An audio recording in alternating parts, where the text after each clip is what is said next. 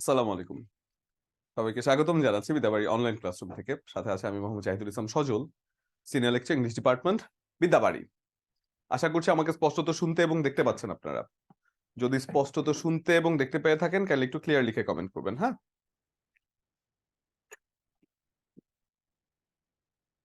জি, ওয়ালাইকুম আসসালাম। ভালো আছি স্যার। আপনারা কেমন আছেন? Clear, very good. ওকে। এখন ক্লাসগুলো রেকর্ড থাকে না কেন? কে বলেছে না ক্লাস তো রেকর্ড থাকে স্যার? হুম, আচ্ছা। কি অবস্থা আপনাদের সবার? কি অবস্থা? কেমন আছেন? ভালো আছেন স্যার? মেয়ে মানুষের ছবি কেন মানে কোন ছবি কেন স্যার? মেয়ে মানুষের ছবি? কি অদ্ভুত কথা বলছেন। এই আমির হোসেন আমু কি বলছেন আপনি? বুঝলাম না। Amir Hossain Amu, what does that mean? আপনি কি বললেন? বুঝলাম না। আর আর আপনাদের যে কমেন্ট আছে আপনারা জানেন কিনা জানি না, আপনাদের কমেন্টটা আপনারা দেখতে পারেন না। আপনাদের কমেন্টটা কিন্তু টিচার দেখতে পারে, মানে আমি দেখতে পারি কি লিখছেন না লিখছেন। হ্যাঁ, তো সেজন্য একটু খেয়াল করে লেখার চেষ্টা করবেন। জি, আলহামদুলিল্লাহ ভালো আছি। এক্সামের আগে রেকর্ড ক্লাস দেয় নাই কেন স্যার? এক্সাম সলভ ক্লাসের আচ্ছা, জানি না এই ব্যাপারগুলো আসলে আমি বলতে পারছি না আপনি কোনটার কথা বলছেন। তো ঠিক আছে, আমরা ক্লাসটা শুরু করব। ইংরেজিতে খুব দুর্বল, সেই কথাগুলো বলার আগে আমরা ক্লাসটা শুরু করব কিছুক্ষণের মধ্যে। কিন্তু আমরা যেহেতু অনলাইনে ক্লাস করি, আমাদের কাজটা হচ্ছে অনলাইনে যেহেতু ক্লাস করি আমরা, সেক্ষেত্রে আমরা চেষ্টা করব আমাদের যেন দেখা যায়। আমরা যেন ক্যামেরাটা অন করে পড়ার টেবিলের সামনে বসে খাতা কলম নিয়ে তারপরে ক্লাসটা মানে ক্লাসটা করি। সেক্ষেত্রে আমরা যখন লিখছি, কারণ আমি প্রতিনিয়ত আপনাদেরকে যখন লিখতে বলবো, আপনি লিখছেন কিনা সেটা দেখা আমার কাছে গুরুত্বপূর্ণ, এবং আপনার লেখা শেষ হয়েছে কিনা আপনি বারে বারে কয়বার ডান লিখে কমেন্ট করবেন, তাই না?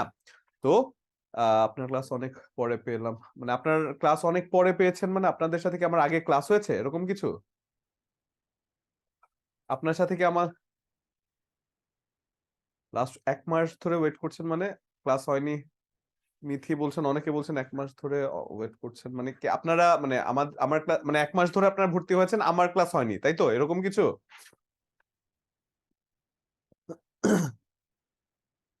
আচ্ছা, আচ্ছা, বুঝতে পেরেছি। আচ্ছা, থ্যাংক ইউ সো মাচ। আপনাদেরকে অনেক ধন্যবাদ। তাহলে আমরা একটু চেষ্টা করব যেন আমাদেরকে দেখা যায়। আমরা যেন আপনার কি বলে যে ফিজিবিলিটি মেইনটেইন করতে পারি। কারণ প্রত্যেকবার যদি আপনি বলতে হয় যে লিখেছেন কিনা সেক্ষেত্রে আমাদের জন্য একটু মানে সমস্যা হয়ে যাবে। আমরা আসলে খুব একটা বুঝতে পারব না কে কতটুকু লিখেছেন। ঠিক আছে? তাহলে আমরা আজকের যে টপিকটা আছে, আজকের যে আপনার একেবারে ইংরেজি ফার্স্ট লেকচার আছে যেখানে আমরা পার্টস অফ স্পিচ পড়বো, এবং এই পার্টস অফ স্পিচটা হচ্ছে ব্যাকগ্রাউন্ড অফ ইংলিশ গ্রামার। একেবারে ইংলিশ গ্রামারের ব্যাকগ্রাউন্ড, একেবারে মানে বেসিকটা যে যখন আমরা শিখবো, এই বেসিকটাই হচ্ছে পার্টস অফ স্পিচ ইংরেজি গ্রামারের। সেক্ষেত্রে বেসিকটা যখন আমরা শিখবো, এখন আমি গ্যালারি মোডে সবাইকে দেখে কথা বলছি, যখন আমরা পড়া শুরু করব তখন আমরা স্ক্রিনে চলে যাব। তো যেটা বলছিলাম যে বেসিক অফ ইংলিশ গ্রামার বা ব্যাকগ্রাউন্ড অফ ইংলিশ গ্রামার বলা হয়, যেটাকে বলা হয় কি পার্টস অফ স্পিচ। এবং এই পার্টস অফ স্পিচটা যদি আপনি ভালো করে বুঝেন, আপনি ইংরেজির যে কোনো জায়গায় যে কোনো কিছুতে যে কোনো টপিকে আপনি ভালো করে বুঝবেন, ভালো করে আন্ডারস্ট্যান্ডিং আপনার ক্লিয়ার হবে, এবং সেক্ষেত্রে parts of speech is the কি টু ইংলিশ লিটারেচার বা ইংলিশ গ্রামার। সেক্ষেত্রে পার্টস অফ স্পিচটা খুবই গুরুত্বপূর্ণ, এবং আজকে সেটার হাফ আমরা পড়বো বা কিছু পার্ট আমরা আজকে পার্টস অফ স্পিচে শেষ করব। এবং আজকের পরে আমরা যখন পার্টস অফ স্পিচের কিছু পার্ট শেষ করব, তার পরবর্তী ক্লাসে আমরা পুরোটা পার্টস অফ স্পিচ শেষ করে ফেলবো, এবং এর মাধ্যমে আমরা একটা একটা করে লেকচার যখন শেষ করব তখন দেখবেন যে আমাদের কতটা মানে থাকে না যে আস্তে আস্তে আমরা কতটা ইমপ্রুভ করে ফেলি। আচ্ছা, আপনারা অনেকে আমাকে কিভাবে চেনেন আমি বুঝলাম না। অনেকে আমাকে মানে খুব ভালো ভালো কথা বলছেন, কিন্তু কিভাবে চেনেন? আমি তো এক্সপেক্ট করেছিলাম যে আপনারা আমাকে প্রথম দেখবেন, আমি এসে বলবো যে স্যার আমার নাম সজল, এটা সেটা, জাহিদুল ইসলাম সজল, আপনাদের সাথে প্রথম দেখা। কিন্তু আমি দেখি অনেকেই আমাকে চিনছেন, সবাই বলছেন প্রিয় স্যার, এটা সেটা। আচ্ছা, টপ কেয়ারে এসেছিলাম একদিন না? আচ্ছা, এই জন্যই। আচ্ছা, আচ্ছা, এফবি তেও ক্লাস করেছেন। ওকে, ঠিক আছে। সেজন্যই তো বলছি। জি, আসমা খাতুন। আসমা খাতুন, কি অবস্থা স্যার? কেমন আছেন? আমি আপনাকে আনমিউট করে দিয়েছি। আপনাকে একসেপ্ট করতে হবে, রিকোয়েস্ট একসেপ্ট করে তারপর কথা বলতে হবে। আসসালামু আলাইকুম। ওয়ালাইকুম আসসালাম, স্যার। ভালো আছেন? জি স্যার, আপনি? জি, আছি আলহামদুলিল্লাহ, ভালো আছি স্যার। বলুন। কিছু বলতেন স্যার স্যার? না স্যার এমনিতেই। আপনি কোথায় থাকেন স্যার? বাসা কোথায় আপনার? আমার বাসা রাজশাহী, বাঘা থানা। আচ্ছা, ঠিক আছে। ভালো থাকবেন। তাহলে আজকের ক্লাসে যাওয়ার আগে এবার আপনাদের টপিক গুলো নিয়ে একটু কথা বলি। ঠিক আছে? না, না, ফেমাস ফেমাস মোটেও না। বাট আমি আসলে চেষ্টা করি, আমাদের অনেকেই ইংরেজি শিক্ষক আছেন, অনেকেই ভালো পড়ান, সেক্ষেত্রে সেটা নিয়ে আসলে ফেমাস ব্যাপারটা গুরুত্বপূর্ণ না, আপনাদের ভালোবাসা হচ্ছে গুরুত্বপূর্ণ। তাহলে আমরা আজকে যে টপিকটা পড়বো সেটা হচ্ছে parts of speech, which is the basic of English grammar, যেটা আমরা প্রথমেই বলেছি। এবং এই বেসিকটা বোঝার জন্য সবার প্রথমে আপনাদের একটা কথা বলে নেই। সেই কথাটা কি? ইংরেজি গ্রামার পড়তে গেলে এক গাদা রুলস মুখস্থ করে আপনার একেবারে মাথা টাথা নষ্ট করে ফেলতে হবে। Subject plus object plus verb, এই জাতীয় কথাগুলো আপনার টানা মুখস্থ করতে হবে। তারপর মুখস্থ ছাড়া ইংরেজি কিছু বোঝা যায় না, ইংরেজি না বুঝে আন্তাজে মুখস্থ করতে হবে। এই জাতীয় কাজগুলো যারা করে এসেছেন তাদের জন্য একটা ব্যাড নিউজ আছে, কারণ আমি সেই টিচার না যে আপনাকে না বুঝেই আপনি শুধু ইংরেজি খালি মুখস্থ করতে থাকবেন, কি পড়ছেন না পড়ছেন কিছু বুঝতেছেন না, এমন না। আমি রুলস ওরিয়েন্টেড ইংরেজি পড়াতে পছন্দ করি না, ইনফ্যাক্ট নিজেও জীবনে পড়ি নাই। আমি জীবনে রুলস ওরিয়েন্টেড ইংরেজি পড়ি নাই, যে এটা থাকলে সেটা হবে, সেটা থাকলে এটা হবে, এমন করে আমি পড়ি না। আমি ইংরেজিটাকে বোঝায় গুরুত্ব দেই। আপনারা দেখেন, অনেকেই বলবেন যে আপনারা ইংরেজিতে দুর্বল, অনেকেই আছেন মাদ্রাসা ব্যাকগ্রাউন্ড থেকে এসেছেন, অনেকেই আছেন ইংরেজিতে খুব একটা বেশি ভালো না। সেক্ষেত্রে তাদের উদ্দেশ্যে একটা কথা বলতে চাই যে আমার ক্লাসে আপনি যতক্ষণ থাকবেন, আমি যতক্ষণ আপনাকে পড়াবো, সেক্ষেত্রে আমি চেষ্টা করবো অবশ্যই এমন ভাবে পড়ানোর জন্য, আপনি যদি বাংলা ভাষাটা বোঝেন, আমার ক্লাসে আপনি ইংরেজি বুঝবেন যদি আপনি বাংলা ভাষা বুঝেন তাহলেই। আপনি যদি বাংলা ভাষা না বুঝেন বা কোনো ভাষা না বুঝেন, তাহলে এটা এটা কঠিন হবে আপনার জন্য। আগে থেকেই বলে নিচ্ছি যে আপনি ধরেন বাংলা ভাষাও বোঝেন না, ইনফ্যাক্ট কোনো ভাষায় আপনি বোঝেন না, সেক্ষেত্রে আপনি ইংরেজিটা বুঝতে আমার ক্লাসে একটু কঠিন হবে। কিন্তু আমি যদি বলি আপনি বাংলা ভাষা বোঝেন, আপনি তাহলে ইংরেজিতে খুবই সহজে বুঝতে পারবেন, কারণ আমি বাংলায় তো আপনার সাথে কথা বলবো। এবং আমি ইংরেজি কখনোই আপনাকে মুখস্থ করাবো না, কখনোই কোনো কিছু থাকে না যে আকাশ থেকে এনে একটা রুলস আমি আপনাকে দিব, সেই জিনিসটা আমি মোটেও করতে পছন্দ করি না, মোটেও করি না। সেজন্য আপনি ক্লাসে যতটুকু বুঝবেন, ক্লাসে যতটুকু থাকবেন, ততক্ষণে ইনশাল্লাহ ইংরেজির একটা বেসিক আন্ডারস্ট্যান্ডিং আপনার খুবই স্বচ্ছ একটা আন্ডারস্ট্যান্ডিং হবে। এবং নিজের এক্সপেরিয়েন্স থেকে একটা কথা বলতে চাই, আমার একটা স্টুডেন্ট ছিলেন আখলাক হোসাইন, তার এক্সাম্পলটা আমি প্রায় সময় দিয়ে থাকি। তিনি মাদ্রাসা ব্যাকগ্রাউন্ডের স্টুডেন্ট এবং তিনি তার প্রথম ক্লাসে আমাকে বলেছিলেন যে স্যার, আমি ইংরেজিতে দুর্বল, আমি মাদ্রাসা ব্যাকগ্রাউন্ড থেকে পড়েছি, আমি জানি না স্যার আমি কি ইংরেজিতে পারবো। তো আমি বললাম যে আখলাক, আসলে আমি তো বলতে পারছি না আপনি কতটুকু আপনার ভেতরে কি আছে, তো সেক্ষেত্রে আমরা দেখি ক্লাসটা করি, আপনার কোর্স শেষ হলে আপনি আমাকে বলবেন। এবং তার কোর্স শেষে আমি দেখলাম সে ইনফ্যাক্ট আমাদের এখানে যে মডেল টেস্ট হতো, সেই মডেল টেস্ট গুলোর মধ্যে সে নিয়মিত প্রথম হতো, মানে থাকে না যে নিয়মিতই তার খুব ভালো মার্কস থাকতো। এবং তিনি যখন চাকরি পেয়েছেন, সেই চাকরি পেয়ে কিন্তু আমাকে ইনফ্যাক্ট জানিয়েছেন, মানে আমাদের বিদ্যাবাড়িতে আসলে ইয়ে করেছেন আর কি। যেহেতু ইংরেজিতে দুর্বল, আমি চাইবো টপিকটা যেন শেষ করা হয়, শেষ করা যায় না, না অবশ্যই শেষ তো করা হবেই, কি বলেন, টপিক আবার শেষ না করা হয়? আপনাদের সাথে আমি যে কয়েকদিন আছি, আমি আপনাদের সাথে যে কয়েকদিন ক্লাস নিব, আপনার টেনশনটা আমার উপরে থাকবে, ঠিক আছে? কারণ আমি আমার স্টুডেন্টদের কি পড়তে হবে না পড়তে হবে, এই টেনশনটা একেবারেই একান্তই আমার মাথায় নেই। এবং কিভাবে পড়লে আপনাদের জন্য ভালো হবে সেটা আমি ডিসাইড করব, সমস্যা নেই। আপনি জাস্ট ক্লাসের মধ্যে একটা কাজ করবেন। এবং যেটা বলছিলাম আখলাক হোসেনের কথা, যে তিনি যখন একেবারেই কোনো কিছু পারতেন না, সেই জায়গা থেকে কিন্তু তিনি ইমপ্রুভ করে এসেছেন, এবং সেই জায়গা থেকে তিনি ইমপ্রুভ করে অনেকটুকু দূরে চলে গিয়েছেন, জাস্ট বিকজ সে চেষ্টা করেছেন এবং আমি তাকে একটা প্রপার গাইডলাইন দেওয়ার চেষ্টা করেছি। আমি কিন্তু মোটেও মুখস্থ করাই না, এবং আমি যে মুখস্থ করাবো না সেটা আপনি আজকে ক্লাসেও বুঝবেন। আজকে যখন ক্লাসটা শেষ হবে, ইনশাল্লাহ আপনার ভিতরে একটা স্যাটিসফ্যাকশন থাকবে। আজকের ক্লাসটা শেষ হওয়ার পরে, ইভেন প্রত্যেকটা ক্লাস শেষ হওয়ার পরে, প্রত্যেকটা ক্লাসের আচ্ছা, thank you so much. Bahar Sifat highest number of student নাকি জয়েন করেছে আজকের ক্লাসে। থ্যাংক ইউ, আপনাদেরকে অনেক ধন্যবাদ, অনেক ধন্যবাদ। আসলে আমি নিজেও এতটা এক্সপেক্ট করি নাই যে আপনারা মানে এতটুকু আমাকে ভালোবাসবেন বা এতটুকু আমাকে, মানে থাকে না যে চিনবেন, এই জিনিসটা আসলে আমি এক্সপেক্ট করি না। But I am very much honest to my student. আমি খুবই আমার স্টুডেন্টদের জন্য আমি খুবই সৎ এবং কেয়ারিং থাকার চেষ্টা করি। এবং আমি কখনো আপনার থাকে না যে টপিক না পড়িয়ে চলে যাব, ফাঁকি দিয়ে চলে যাব, এই জিনিসটা আমি কল্পনাও করতে পারি না। ইনফ্যাক্ট আমার প্রত্যেকটা ক্লাসই শেষ হয় যে 10 মিনিট পরে গিয়ে, এরকম হয় যে আপনার টপিক তো শেষ করি, মানে ইভেন এরপরও আমি কিছুক্ষণ পড়াতে থাকি। তাহলে যে কথাটা বলছিলাম, এখন একটু কমেন্ট করা বন্ধ করি, আমরা একটু কিভাবে প্রিপারেশন নিব সেটা নিয়ে একটু কথা বলি, ঠিক আছে? তো প্রিপারেশনের বেসিক যে কথাটা আছে, সেই বেসিক কথাটা হচ্ছে যে আমরা চাকরির পরীক্ষায় যেভাবে প্রিপারেশন নিব, সেই প্রিপারেশনটা হচ্ছে কিভাবে প্রশ্ন ভালো করে পারা যায় সেটা। এখন দেখেন, ইংরেজি কিন্তু আমার মাতৃভাষাও না, আপনার মাতৃভাষাও না। ইংরেজিতে আমরা দুর্বল হবো, এটা খুবই স্বাভাবিক। আমরা ইংরেজিতে দুর্বল হব, এটা খুবই স্বাভাবিক। তাহলে ইংরেজিতে যে দুর্বল হব, সেই জায়গার মধ্যে থেকে কি যারা চাকরি পায় তারা ইংরেজিতে ভালো করে না? অবশ্যই ভালো করে, ভালো করা যায়। ইনফ্যাক্ট আপনাদের যে প্রাথমিক পরীক্ষা আছে, সেখানে 20 নাম্বারের যদি ইংরেজি থাকে, সেখানে মোস্ট অফ দ্য স্টুডেন্ট কত পায় জানেন? 5 থেকে 7। যারা পাশ করে তারাও 5 থেকে 7 পায়, যারা পাশ করে তারাও 5 থেকে 7 পায় এই 20 এর মধ্যে। এবং এই 20 এর মধ্যে 5 থেকে 7 পায় মোস্ট অফ দ্য স্টুডেন্ট। এবং এখানে যদি একটু স্ট্র্যাটেজিক হন, একটু যদি স্ট্র্যাটেজিক হয়ে পড়াশোনা করেন, আপনার এই জায়গায় 18+ কোনো ঘটনাই না, খুব পরিশ্রম করার প্রয়োজন নেই। 18+ পেতে খুব পরিশ্রম করার প্রয়োজন নেই, জাস্ট স্ট্র্যাটেজিক খেলার প্রয়োজন আছে, জাস্ট স্ট্র্যাটেজিক্যালি পড়ার প্রয়োজন আছে। এবং যদি আমি বলি শুধু আমার ক্লাস করবেন, আপনি কোনো কিছু পড়েন নাই, আমি আমার ক্লাসটা যেভাবে গোছাই, আমি আমার ক্লাসটা যেভাবে রিসার্চ করে আপনাদের জন্য নিয়ে আসি, যেভাবে টপিকগুলো মানে গুরুত্বপূর্ণ টপিক ধরে ধরে একটার ভেতরে যেভাবে যাই, যদি শুধু আপনি আমার ক্লাস থেকে বলেন, আপনি শুধু ক্লাসের মধ্যে অ্যাটেন্টিভ আছেন এবং আপনার একটা নোট খাতা আছে, আপনি শুধু আমার ক্লাস করেছেন, যদি এমন হয় সেক্ষেত্রে আপনি 14+ শুধু ক্লাস থেকে পাবেন ইনশাল্লাহ, শুধু ক্লাস থেকে 14+ পাবেন। আপনাদের যে 14-15টা ক্লাস আছে, এই 14-15টা ক্লাসের মধ্যে 20-এর মধ্যে 14টা বা 15টা নাম্বার আপনি শুধু ক্লাস থেকে পাবেন, একেবারে হুবহু এরকম পাবেন। এটাকে কিভাবে বলতে পারছি জানেন? খুব একটা কনফিডেন্স ছিল না তো, কিন্তু যখন দেখছি যে নন ক্যাডারের পরীক্ষার প্রশ্নগুলো হচ্ছে, ইভেন আমাকে একটা স্টুডেন্ট জানিয়েছে কয়েকদিন আগে যে আপনার কোন জায়গায় যেন 11তম গ্রেডের একটা পরীক্ষা ছিল, সেই জায়গার মধ্যে নাকি 9টা মানে 10টা ইংরেজি কোয়েশ্চেনের মধ্যে 9টা একেবারে হুবহু আমার লেকচার থেকে কমন পড়েছে, একেবারে আমার লেকচার, একেবারে যে প্রশ্নটা আমি দেখেছি সেই প্রশ্নটাই। তো তারপরে আমার কাছে ভালো লেগেছে যে আরে আমি তো তাহলে স্টুডেন্টরা তো আবার থেকে কমন পেতে পারে। তো আমি আসলে জানতাম না যে ইনফ্যাক্ট কমন পড়ে যেতে পারে। এবং তারপরে আমি একটু অ্যানালাইসিস করে দেখলাম যে মোটামুটি গুরুত্বপূর্ণ ব্যাপারগুলো নিয়ে কথা বলার কারণে বা প্রশ্ন নিয়ে আলোচনা করার কারণে এবং একটু ভেতর থেকে বোঝানোর কারণে স্টুডেন্টরা কিন্তু ভালো করছে। এবং এই জায়গার মধ্যে আপনারা জানেন যে বিদ্যাবাড়িতে যারা আগে ইংরেজি ভয় পেত, তাদের কাছে কিন্তু ইংরেজি একটা পছন্দের সাবজেক্ট হয়ে গিয়েছে এখন। এবং credit goes to you, obviously আপনাদের নিজের কাছেই ক্রেডিট। বাট আমার কথাটা হচ্ছে ইংরেজি একটু ভিন্ন আঙ্গিকে আমি পড়াই, যেটা আজকের ক্লাসে আপনারা অবশ্যই বুঝে যাবেন, ঠিক আছে? তাহলে আমি জাস্ট একটা কন্ডিশন, কয়েকটা কথা আমি বলে নিচ্ছি ক্লাসের শুরুতে, যে ক্লাসটাই কিভাবে করতে হবে। আপনারা অবশ্যই চেষ্টা করবেন যে ভিডিওটা অন রাখার, সেটা একটা কথা।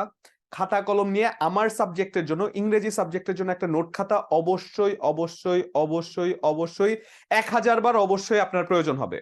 যে নোট খাতা আমি যে সিকোয়েন্স আপনাদেরকে টপিকগুলো পড়াবো সেই সিকোয়েন্স আছে। আপনাদের সাথে আমার ক্লাস হয়নি তো না আপনাদের সাথে? মানে পার্টস অফ স্পিচের কি একটা পার্ট আমরা পড়েছি আরেকটা পার্ট পড়বে এমন না তো না? আচ্ছা আচ্ছা, ঠিক আছে। তাহলে আমি যেটা বলছি যে তাহলে তো আপনারা জানেন না ব্যাপারগুলো, তাহলে একটু বলি যে তাহলে আপনারা প্রথম ক্লাসে কি করবেন, একেবারে প্রথম ক্লাস থেকে আপনারা একটা খাতা নিবেন। খাতা নিয়ে সেই খাতার মধ্যে একেবারে শুরু থেকে শেষ পর্যন্ত, যেহেতু আমি বললাম যে হুবহু কমন পেতে পারেন, সেজন্য শুরু থেকে শেষ পর্যন্ত আমি যা যা বলবো, আমি যা যা লেখাবো, একটা নোট খাতায় রাখবেন। একটা নোট খাতা, 10টা না বা দুটো না, একটা খাতায় যেন সবগুলো আপনার নিজের কাছে থেকে যায়, নিজের কাছে একটা সিকোয়েন্স মেনটেন করে যেন থেকে যায়। এটা হচ্ছে আরেকটা কথা, যে একটা নোট খাতা মেনটেন করতে হবে আপনার ক্লাসের মধ্যে। এবং আপনারা আনমিউট করা মিউট করা তো ব্যাপারগুলো জানেন। এবং আমার ক্লাস কিন্তু খুব একটা বোরিং হয় না, আলহামদুলিল্লাহ। আমার ক্লাসে প্রচন্ড পরিমাণে পার্টিসিপেশন হয়, স্টুডেন্ট প্রচন্ড পরিমাণে পার্টিসিপেট করতে পারে। এবং সেক্ষেত্রে আমার ক্লাসের মধ্যে আপনার মোটামুটি না বুঝে যাবেন না ইনশাল্লাহ, ঠিক আছে? তো না বুঝে যাবেন না, সেজন্য চেষ্টা করবেন যে ক্লাসটা পুরোপুরি মনোযোগ দেওয়ার। এবং ক্লাসে শেষে আমি বলে রাখছি, আমার ঠিক 9টা একটা সেমিনার, এবং আমি যখন শেষ করব আপনার কাছে মনে হবে যে স্যার আরেকটু করালে বলে ভালো হতো। এটা এটা কিন্তু হয় আমার ক্লাসে সচরাচর। স্টুডেন্টরা বলে 2 ঘন্টা সচরাচর আমাদের কাছে কি হয়, ক্লাসটা বোরিং লাগে না, যে অনেকক্ষণ সময়।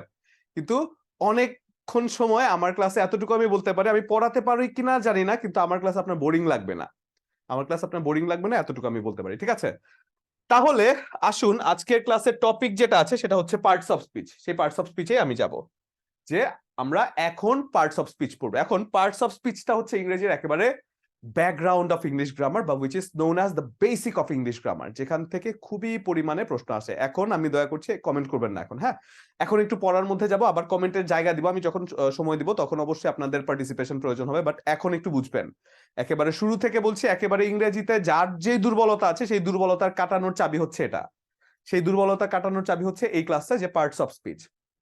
এবং যার যেখানেই দুর্বলতা আছে কেন থাকুক না কেন, আপনার একটা একটা করে যখন ক্লাস হবে দেখবেন সেই টপিকটা you are getting very much stronger. সেক্ষেত্রে পার্টস অফ স্পিচ যখন আমরা বলছি, পার্টস অফ স্পিচ মানে কি, এবং তার আগে বলেছি যে একেবারে ইংরেজি গ্রামারের সূচনাটা হয় বা শুরুটা হয় পার্টস অফ স্পিচ দিয়ে। এবং পার্টস অফ স্পিচের মানে আমরা কি পড়েছি, সচরাচর ছোটবেলা আমরা পড়েছি। এখানে যা দেখবেন সেটা লেখার প্রয়োজন নেই, আমি যেটা বলবো যে এটা লিখুন সেটা লিখবেন, এখন লেখার প্রয়োজন নেই, ঠিক আছে? তো সচরাচর আমরা ছোটবেলায় পড়েছি যে পার্টস অফ স্পিচ কি, বাক্যের অন্তর্গত যে কোনো অর্থবোধক অংশকে এক একটি পার্টস অফ স্পিচ বলে। ছোটবেলায় পড়েছি, শিখেছি আমরা বাক্যের অন্তর্গত যে কোনো অংশকে এক একটি পার্টস অফ স্পিচ বলে। আমরা পড়েছি বাক্যের অন্তর্গত প্রত্যেকটি অর্থবোধক অংশকে এক একটি পার্টস অফ স্পিচ বলে। আমরা শিখেছি বাক্যের অন্তর্গত প্রত্যেকটি অংশ যার এক একটা অর্থ রয়েছে তাকে পার্টস অফ স্পিচ বলে। কিন্তু এই জিনিসটা কি কি আমার চাকরি পরীক্ষার জন্য আমাকে হেল্প করতে পারে, এই জিনিসটা জানা? যে পার্টস অফ স্পিচ কাকে বলে, এটা ধরেন আমি খুব ভালো করে জানলাম, এখন পার্টস অফ স্পিচ কাকে বলে এটা আমি খুব ভালো করে জানলে কি আমার চাকরি পরীক্ষা এটা গুরুত্বপূর্ণ? এটা কি আসে? জীবনেও না। সংজ্ঞা কেন্দ্রিক কোনো পড়ালেখা জীবনেও আসে না, সেই জন্য আমরা সংজ্ঞা শিখবো না। সচরাচর আমিও যখন পড়তাম তখন কি হতো, আমি দেখতাম যে ক্লাসে এসে আমাকে এক গাদা সংজ্ঞা মুখস্থ করানো হতো, উইচ ইজ কমপ্লিটলি আননেসেসারি। আপনার সংজ্ঞা কোনো মুখস্থ করার প্রয়োজন নাই, আপনার অ্যাপ্লিকেশন প্রয়োজন। যে কোনো একটা শব্দকে নিচে আন্ডারলাইন করে দিয়ে বলা হতে পারে যেটা কোন প্রকারের পার্টস অফ স্পিচ। যদি বিশ্বাস না হয় দেখেন প্রশ্ন কেমন আসে। আপনার অ্যাপ্লিকেশন প্রয়োজন, সংজ্ঞা শুনে আপনি এটা করতে পারবেন না। ফর এক্সাম্পল বলা হচ্ছে হি ওয়াজ রাদার ডিসএগ্রিয়েবল ম্যান, ডিসএগ্রিয়েবল এর নিচে আন্ডারলাইন করা হচ্ছে, তাহলে এটা কোন প্রকারের পার্টস অফ স্পিচ সেটা আমাকে প্রশ্ন করা হয়েছে, যে he is rather a disagreeable man বা he was rather a disagreeable man, সেটা কোন প্রকারের পার্টস অফ স্পিচ হিসেবে কাজ করছে সেটা আমাকে জিজ্ঞাসা করা হচ্ছে। এখন এটা কি আপনি পার্টস অফ স্পিচের সংজ্ঞা পড়লে আপনি বুঝতে পারবেন যে এটা পার্টস অফ স্পিচের সংজ্ঞা পড়ে আমি বুঝলাম যে এটা কোন প্রকার পার্টস অফ স্পিচ?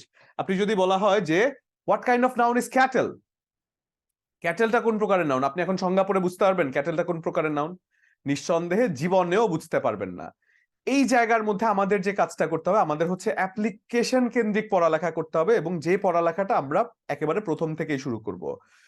এবং প্রিপারেশন নেওয়ার ক্ষেত্রে সব থেকে গুরুত্বপূর্ণ জায়গা হচ্ছে প্রশ্নের ধাঁচ বুঝে প্রিপারেশন নেওয়া। আপনি যে প্রিপারেশনটা নিচ্ছেন সেই প্রিপারেশনটা যে নিচ্ছেন সেটা আননেসেসারি হয়ে যাবে যদি আপনি প্রশ্নের ধাঁচ না বুঝে প্রিপারেশন নেন, যে আসলে চাকরি পরীক্ষায় কি জানতে চাওয়া হয় এবং আমি আসলে কি পড়ছি সেটা আসলে যদি আপনি না বুঝে নেন, সেক্ষেত্রে আমরা যেটা পড়বো সেটা হচ্ছে অ্যাপ্লিকেশন। পার্টস অফ স্পিচ কাকে বলে আমরা দেখলাম, কিন্তু এটার অ্যাপ্লিকেশন দেখবো যে আসলে পার্টস অফ স্পিচ কাকে বলে, এটার অ্যাপ্লিকেশনটা কি হয়। ফর এক্সাম্পল আমি যদি বলি he is a very good boy, he is a very good boy, যেখানে বলা হচ্ছে হি একটা প্রোনাউন, ইজ হচ্ছে একটা ভার্ব, এ হচ্ছে একটা আর্টিকেল কাম অ্যাডজেক্টিভ, ভেরি হচ্ছে একটা অ্যাডভার্ব, গুড হচ্ছে একটা অ্যাডজেক্টিভ, এবং বয় হচ্ছে একটা নাউন। এত বড় জায়গাটা দেখলাম, এই যে প্রত্যেকটা পার্টের আলাদা আলাদা করে একটা নাম লিখলাম না আমরা, প্রত্যেকটা পার্টের আলাদা আলাদা করে একটা নাম লিখলাম, প্রত্যেকটা পার্টের আলাদা আলাদা একটা পরিচয় আছে, প্রত্যেকটা পার্টের আলাদা আলাদা একটা কাজ আছে। This is what we call parts of speech. অর্থাৎ পার্টস অফ স্পিচ হচ্ছে বাক্যের অন্তর্গত প্রত্যেকটি অংশ যে আলাদা আলাদা ভাবে কাজ করে, বাক্যের অন্তর্গত প্রত্যেকটি অংশ যে আলাদা আলাদা ভাবে নিজেদের পরিচয় প্রকাশ করতে পারে, আলাদা আলাদা ভাবে যে সেন্টেন্সের অর্থ প্রকাশ করতে পারে, সেটাই হচ্ছে পার্টস অফ স্পিচ। সেজন্য অ্যাপ্লিকেশন কেন্দ্রিক হচ্ছে এই জিনিসটা, যে পার্টস অফ স্পিচ হচ্ছে একটা বাক্যে যে কোনো শব্দ কোনো না কোনো পার্টস অফ স্পিচের আন্ডারে হবে, অর্থাৎ বাক্যের অন্তর্গত প্রত্যেকটি অংশ এক একটা পার্টস অফ স্পিচ। এটা গেল সংজ্ঞা কেন্দ্রিক ব্যাপারটা। এখন পার্টস অফ স্পিচের মধ্যে আমি যে জিনিসটা এখন করলাম না, যে দেখেন এক একটা পার্টস অফ স্পিচের নিচে এক একটা এক সেন্টেন্সের এক একটা ওয়ার্ডের নিচে এক একটা পার্টস অফ স্পিচের নাম যে লিখলাম আমি, তো এই যে নামটা লিখলাম এই নামটাকে আমি আকাশ থেকে নিয়ে এসেছি? নিশ্চয়ই আমি এটা কোনো টেকনিক আছে সেই টেকনিকটা দিয়ে লিখেছি, তাই না, যে এটা কোন প্রকারের কি হিসেবে কাজ করছে। এবং this is what is going to come into your exam, যে কোনো একটা শব্দ দিয়ে বলা হবে যে এটা কোন প্রকারের পার্টস অফ স্পিচ হিসেবে কাজ করছে। সচরাচর আমরা সংজ্ঞা মুখস্থ করে ফেলি, আমিও লিখাবো আপনাদের, কিন্তু সংজ্ঞা না, আমি লিখাবো টেকনিক আপনাদের, যে চেনার টেকনিক, যেটা সংজ্ঞা সারাদিন পড়লে আপনি বুঝবেন না, কিন্তু আমি যে টেকনিকটা বলবো সেটা দেখবেন একবারে তুরিতে হয়ে যাবে আপনার জিনিসটা ইনশাল্লাহ। তাহলে এই যে পার্টস অফ স্পিচের ব্যাপারটা আমরা বললাম, এখন যদি যাই পার্টস অফ স্পিচ প্রধানত 8 প্রকার। এই যে সংজ্ঞা দেখলেন আপনারা, যে বাক্যের অন্তর্গত প্রত্যেকটা অংশকে এক একটি পার্টস অফ স্পিচ বলে, সেটা সেটা আপনারা তো জানেন মোটামুটি। এখন যদি আমরা বলি পার্টস অফ স্পিচ সাধারণত 8 প্রকার, যে 8 প্রকারের মধ্যে থেকে পার্টস অফ স্পিচ কেন্দ্রিক যে পড়ালেখা, হঠাৎ করে একটা যে কোনো পার্টস অফ স্পিচ দিয়ে এটা কোন প্রকারের পার্টস অফ স্পিচ হিসেবে কাজ করছে, সেন্টেন্সের যে কোনো একটা ওয়ার্ড দিয়ে এটা কোন প্রকারের পার্টস অফ স্পিচ হিসেবে কাজ করছে সেটা কিন্তু জানতে চাওয়া হয়। অর্থাৎ এই জিনিসটা যদি আমাদেরকে পারতে হয়, আমাদেরকে জানতে হবে যে প্রত্যেকটা পার্টস অফ স্পিচের ভেতরে গিয়ে তার ব্যাকগ্রাউন্ডে কি আছে, এবং সেই কাজটাই নিঃসন্দেহে আমরা করার চেষ্টা করব। এবং পার্টস অফ স্পিচ থেকে যদি গুরুত্বের বিবেচনায় আমি বলি, সব থেকে বেশি গুরুত্বপূর্ণ হচ্ছে নাউন। খুবই গুরুত্বপূর্ণ এই পার্টস অফ স্পিচের মধ্যে সব থেকে গুরুত্বপূর্ণ হচ্ছে নাউন, যেটা খুবই গুরুত্বপূর্ণ। এবং এখান থেকে একটা প্রশ্ন আসে, আপনাদের জন্য আসবে ইনশাল্লাহ, এবং সেখান থেকে ক্লাসের পরে ইনশাল্লাহ আপনার এটা একটা নাম্বার ইনশাল্লাহ আপনাদের ক্লাসের পরে আপনি এনশিওর করতে পারবেন। তারপরে যদি আমি বলি অ্যাডজেক্টিভ খুবই গুরুত্বপূর্ণ, অ্যাডভার্ব খুবই গুরুত্বপূর্ণ, মানে পার্টস অফ স্পিচ কেন্দ্রিক। এবং প্রিপোজিশন, ভার্ব, প্রোনাউন এগুলোও গুরুত্বপূর্ণ, কিন্তু এগুলো অন্য আঙ্গিকে, সেটা আমরা আরো সামনে গিয়ে দেখবো। বাট পার্টস অফ স্পিচ কেন্দ্রিক যে পড়ালেখা, সেক্ষেত্রে নাউন, অ্যাডজেক্টিভ এবং অ্যাডভার্ব বেশি গুরুত্বপূর্ণ, এবং সেই জায়গাগুলো আমরা একেবারে থরলি ভেতরে যাওয়ার চেষ্টা করব, ঠিক আছে? তাহলে প্রথমেই আসেন আমরা যাই নাউন। এই জায়গা থেকে আমাদের বোঝা শুরু। এতক্ষণ যে কথাগুলো ছিল সেগুলো ছিল ওয়ার্ম আপ, এবং এখন যে কথাগুলো আছে এই কথাগুলো হচ্ছে আসলে বোঝার কথা। যে নাউন সাধারণত কি, যে কোনো কিছুর নামকে আমরা নাউন বলি। সাধারণত আমরা নাউন কাকে বলি? কোনো কিছুর নামকে সাধারণত নাউন বলে থাকি। তো নাম সাধারণত কেমন হয়ে থাকতে, মানে কেমন হতে পারে? ফর এক্সাম্পল, আপনি যদি আমার কথা বলেন যে আমার নাম হচ্ছে জাহিদুল ইসলাম সজল, আমি একটা নাম, আমার একটা নাম আছে, আমি একটা মানুষ, আমার একটা নাম আছে। তো মানুষেরই কি শুধু নাম থাকে? আপনি যদি বলেন এই যে এটা এটা কি, এটা কি বলে ডাকেন? এটাকে কলম বলে ডাকেন না? তো কলমের এটা এটা একটা নাম আছে না? আমার চোখে যেটা আছে এটাকে কি বলে ডাকেন? চশমা। তো চশমার একটা নাম আছে না? আপনারা যে মোবাইল দিয়ে ক্লাস করছেন, এই মোবাইলটারও তো একটা নাম আছে। মোবাইল দিয়ে ক্লাস করছেন, এটাকে কি বলে ডাকেন? মোবাইল ডাকেন। অর্থাৎ দুনিয়াতে কোটি কোটি, লাখ লাখ, হাজার হাজার নাম থাকতে পারে, হাজার হাজার নাম ইনফ্যাক্ট আছে, কোটি কোটি নাম আছে দুনিয়াতে। তো দুনিয়াতে এই কোটি কোটি নামের পরে বা এই কোটি কোটি নামের সাথে কোন নামটা কোন প্রকারের পার্টস অফ স্পিচ হিসেবে ব্যবহৃত হচ্ছে সেটা বোঝা আপনার জন্য গুরুত্বপূর্ণ, বা কোন নামটা আসলে কোন প্রকারের নামের ভেতরে ফেলা যায়। এবং দুনিয়ার সব নাম তো আর এক নামের মধ্যে আপনি যদি বলে দেন যে এটাও একটা নাম সেটাও একটা নাম, তাহলে জিনিসটা না কনফিউজিং হয়ে যাবে। এবং এই জন্যই নাউনকে 5টি ভাগে ভাগ করা হয়, অর্থাৎ নামকে 5টি ভাগে ভাগ করা হয়। যে কোনো একটা মানুষের নাম, যে কোনো একটা বস্তুর নাম, যে কোনো একটা জিনিসের নাম 5টি ভাগের একটা ভাগের মধ্যে পড়বে। এটা হচ্ছে নাউন। তাহলে 5 প্রকার। তাহলে যদি আমরা বলি নাউনের 5টা প্রকারের মধ্যে একটা হচ্ছে proper noun, common noun, collective noun, material noun এবং অ্যাবস্ট্রাক্ট নাউন। সবার প্রথমেই যাব আমরা প্রপার নাউন। প্রপার নাউনটা কি? সাধারণত আপনাদের এখনো কিছু লেখার সময় আসেনি, আমি বলবো লেখা, ঠিক আছে? সাধারণত প্রপার কথাটার অর্থ কি? প্রপার কোন একটা কথা যখন আপনি বলেন, প্রপার মানে কি? সুনির্দিষ্ট কথা না? প্রপার কথাটার অর্থ নিশ্চয়ই সুনির্দিষ্ট কোনো কথা। তাহলে ধরেন আপনি প্রপার কথাটার অর্থ বলছেন একটা সুনির্দিষ্ট কথা। সুনির্দিষ্ট, ফর এক্সাম্পল, আপনার ধরেন একটা বাস্তবমুখী একটা এক্সাম্পল দেই। ধরেন আপনি আপনার কোনো বন্ধুকে বা বান্ধবীকে জাতীয় সঙ্গীতের দ্বিতীয় লাইনটা মানে বলতে চাচ্ছেন। এখন বলতে চাচ্ছেন আপনি গিয়ে দুনিয়ার যত পেঁচানো আছে, আপনারা বুঝেন না এখন, একটু চিন্তা করে দেখেন কি বলেছি, বুঝলে হাসতেন।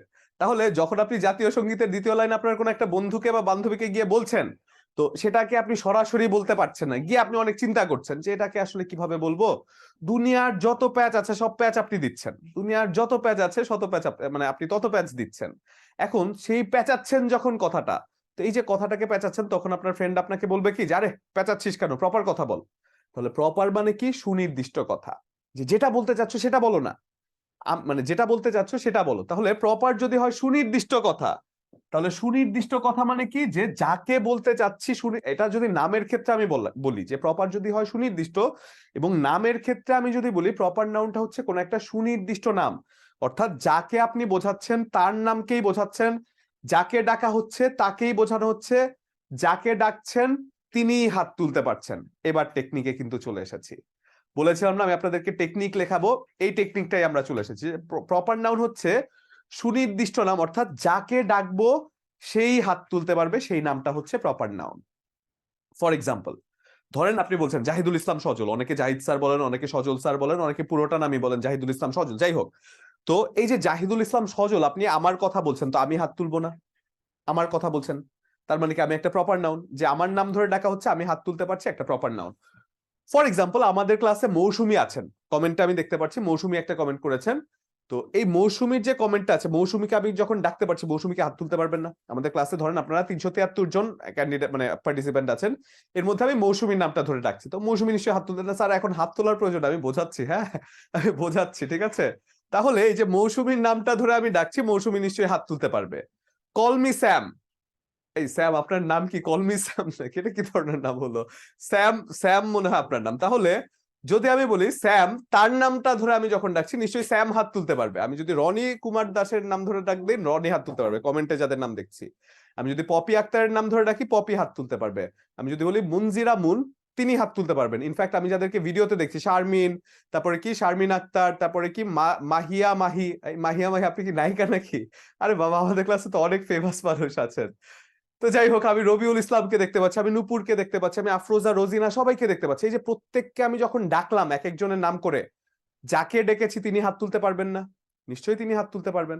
আমাদের ক্লাসে 372 জনের নাম ধরে যদি আমি ডাকি, 372 জনের প্রত্যেকেই কিন্তু আলাদা আলাদা করে ভাবে হাত তুলতে পারবেন যে স্যার এটা আমার নাম, এটা আমাকে বলা হচ্ছে। অর্থাৎ প্রপার নাউনটা হচ্ছে সেই নাম যেই নাম ধরে ডাকলে সেই বস্তুটাকে বোঝানো যায়, সেই ব্যক্তিটাকে বোঝানো যায়, সেই জায়গাটাকে বোঝানো যায়, সেই যে কোনো কিছু বোঝানো যায় এবং সেই জিনিসটি হাত তুলতে পারে। ফর এক্সাম্পল আপনি দেখেন রহিম, রহিমকে ডাক দিলে রহিম নিশ্চয়ই হাত তুলতে পারে। রহিম নামটা নিশ্চয়ই, হ্যাঁ আপনাদের সবার নাম তো হাত, মানে আমি দেখতে পাচ্ছি যে পারভেজ মোল্লা, তারপর শম্পা, মানে এক্সাম্পলে এখন যদি স্যার আমি এক্সাম্পলে 374 জনের নাম পড়া শুরু করি তাহলে কি আমি ক্লাস শেষ করতে পারবো? তাহলে মানে আপনারা কমেন্টে তো অবশ্যই যারা যেখানে আছেন, আমি যখন যার সুযোগ পাচ্ছি তখন তো পড়েই দিচ্ছি। তো যাই হোক, আমি যখন রহিমের নাম ধরে ডাকছি করিম হাত তুলবে? রহিমের নাম ধরে ডাকলে কি সজল হাত তুলবে? না। রহিমের নাম ধরে ডাকলে কি মাহিয়া মাহি হাত তুলবে? না। রহিমের নাম ধরে ডাকলে কি পারভেজ মোল্লা হাত তুলবে? না। তার মানে রহিমের নাম ধরে ডাকলে রহিমই হাত তুলবে, প্রপার নাউন, সুনির্দিষ্ট নাম, যাকে ডাকা হচ্ছে সেই হাত তুলবে। করিমের নাম ধরে ডাকলে তো করিমই হাত তুলবে, অন্য কেউ না। আপনি যদি বলেন ঢাকা, এখন তো আপনাদের কাছে একটু কনফিউশন লাগতে পারে যে ঢাকার নাম ধরে ডাক দিলে কিভাবে ঢাকা হাত তুলতে পারে? স্যার ঢাকার তো হাত তোলার হাত নাই, আপনি এটা বলবেন আমি জানি, কিন্তু ঢাকার হাত নাই আপনি বিবেচনা করেন না যে ঢাকার যদি হাত থাকতো, ঢাকার হাত থাকলে কি ঢাকার জায়গায় ডাক দিলে কেউ চিটাগং হাত তুলতে পারতো না ঢাকা হাত তুলতে পারতো? নিশ্চয়ই ঢাকার নাম ধরে ডাক দিলে ঢাকাই হাত তুলতে পারতো, অন্য কেউ কিন্তু হাত তুলতে পারতো না। ঢাকার নামটা দিয়ে ঢাকাকেই বোঝানো যায়, ঢাকাই হাত তুলতে পারে, সেজন্য ঢাকার নামটাও একটা প্রপার নাউন। আপনি যদি বলেন মেঘনা, মেঘনা নামটি ধরে ডাক দিলে নিশ্চয়ই যমুনাকে বোঝানো সম্ভব না, ব্রহ্মপুত্রকে বোঝানো সম্ভব না, তারপর কি আরো অন্য যে কোনো নদী আছে, আপনি যদি বলেন যমুনা, মেঘনা, পদ্মা, পদ্মাকেও বোঝানো সম্ভব না মেঘনার নাম দিয়ে। অর্থাৎ যেই নামটি ধরে ডাকছেন আপনি তাকেই বোঝানো যাচ্ছে, সেই হাত তুলতে পারছে, সেটা হচ্ছে প্রপার নাউন। তাহলে এবার আসি আমাদের লেখার পালা। আমরা কি লিখবো জানেন? সংজ্ঞা লিখবো না, আমরা লিখবো কি টেকনিক বা কিওয়ার্ড, যেটা কিনা আমাদের মনে রাখতে বা খুঁজে বের করতে সাহায্য করবে। সেই টেকনিক গুলো বা কিওয়ার্ড গুলো লিখবো, যাতে যে কোনো নাম দেখলে বা যে কোনো শব্দ দেখলে সেটা কোন প্রকার হিসেবে কাজ করছে সেটা যেন আমরা ধরে ফেলতে পারি। তাহলে আমরা যদি প্রথমে বলি নাউন,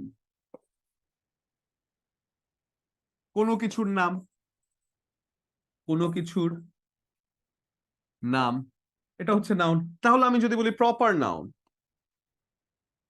প্রপার নাউন, আমি যদি বলি প্রপার নাউন মনে রাখার যে টেকনিক আছে, সেই টেকনিকটা হচ্ছে কোনো এমন নাম, এমন নাম যে নামটি ধরে ডাক দিলে, যে নামটি ধরে ডাকা হলে